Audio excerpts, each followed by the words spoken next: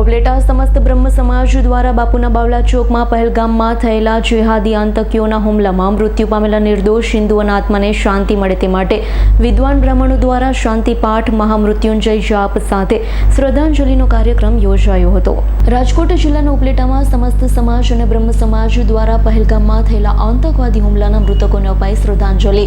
પરશુરામ જયંતિના પૂર્વ સંધ્યાએ પહેલગામ આતંકવાદી હુમલાના મૃતાત્માઓની આત્માની સદગતિ અર્થે વૈદિક મંત્રોચ્ચાર તથા શ્રદ્ધાંજલિ આપવામાં આવી હતી। ઉપલેટાના બ્રહ્મ સમાજના આગેવાનીમાં ભૂદેવોની ટીમ દ્વારા કાર્યક્રમની શરૂઆતમાં વૈદિક મંત્રોના પાવન ઉચ્ચારણ દ્વારા મૃતાત્માઓની સદગતિ માટે પ્રાર્થના કરવામાં આવી હતી। શ્રદ્ધાંજલિ કાર્યક્રમમાં ઉપલેટા સમસ્ત સમાજના આગેવાન વડીલો, વિવિધ સંસ્થાના આગેવાન, દરેક સમાજના કાર્યકરો તેમજ ગામના ભાઈઓ તથા બહેનો બોડી સંખ્યામાં ઉપસ્થિત રહ્યા છે। જે 28 લોકો મૃત્યુ પામ્યા છે તેને સમસ્ત સમાજ દ્વારા અને બ્રાહ્મણો દ્વારા વૈદિક મંત્રોચ્ચાર કરી શ્રદ્ધાંજલિ અર્પણ કરવામાં આવી।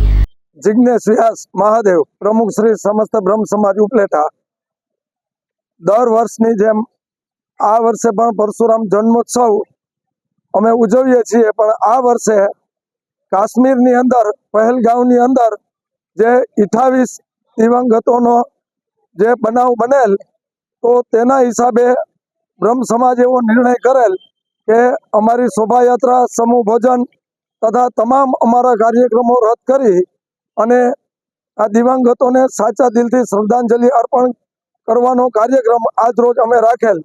બાપુના બાવલા ચોકની અંદર ઉપલેટા શહેર તથા આજુબાજુના ગ્રામ્ય વિસ્તારના તમામ લોકોને આ શ્રદ્ધાંજલિ કાર્યક્રમની અંદર હાજર રહેવા માટે અમોએ અનુરોધ કરેલ। આજ રોજ બહોળી સંખ્યાની અંદર સ્વયંભૂ બાવલા ચોકની અંદર ઉપલેટા શહેર તથા ગ્રામ્ય વિસ્તારમાંથી સાચા દિલથી શ્રદ્ધાંજલિ અર્પણ કરવા માટે લોકો આવેલ। ખરેખર એટલી બધી મોટી સંખ્યાની અંદર લોકો હાજર રહેલ અને અમે જે અમારા તમામ કાર્યક્રમો રદ કરેલ અને તેની જગ્યાએ શ્રદ્ધાંજલિનો કાર્યક્રમ રાખેલ તો દરેક ગ્રામ્યજનો તથા ગ્રામ્ય વિસ્તારનો અમે હૃદયપૂર્વક આભાર માનીએ છીએ। અસ્તુ। ભારત માતા કી જય। ઓમ શાંતિ। વિપુલ ધમેશાનો રિપોર્ટ, S9 ન્યૂઝ, ઉપલેટા। અમારી તમામ માહિતીથી અપડેટ રહેવા માટે જોડાયેલા રહો S9 ન્યૂઝ સાથે।